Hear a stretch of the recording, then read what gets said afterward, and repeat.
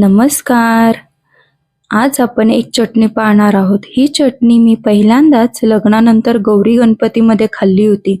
ती कशी त्याची स्टोरी मी पुढे तुम्हाला व्हिडिओमध्ये नक्की सांगेल. त्यासाठी व्हिडिओ शेवटपर्यंत नक्की पहा. त्या चटणीचं नाव आहे पंचामृताची चटणी. ती दिसायला जेवढी सुंदर आहे ती खायला पण तेवढी सुंदर आहे. त्याच्यामध्ये 5 घटक येतात.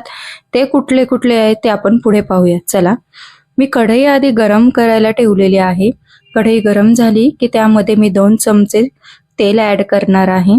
2 चमचे तेल गरम झालं की त्यामध्ये 1 छोटा चमचा मी मोहरी, 1 छोटा चमचा हळद आणि अर्धा छोटा चमचा मी हिंग घालणार आहे. ते छान मिक्स करून घेतले की मी 3-4 मिरच्या घेतलेल्या आहेत. तुम्ही तुमच्या आवडीप्रमाणे कमी जास्त घेऊ शकता.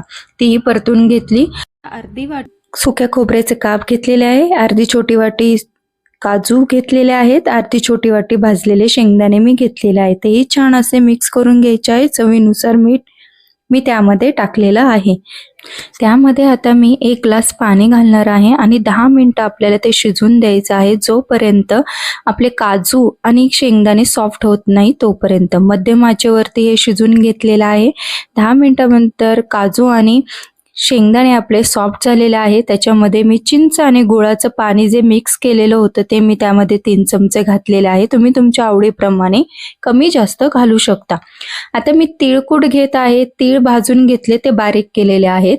ते 2 चमचे मी त्यामध्ये टाकत आहे आणि 1 चमचा शेंगदाण्याचा कूट टाकत आहे, जेणेकरून त्याला घट्टपणा असा यायला पाहिजे. चटणी आपल्या कशा छान अशा घट्ट असतात तशी ती आपल्याला करायची आहे. छान मिक्स करून घेतलेले आहे. अजून साधारणतः 5 मिनिटं मी ते शिजून देणार आहे.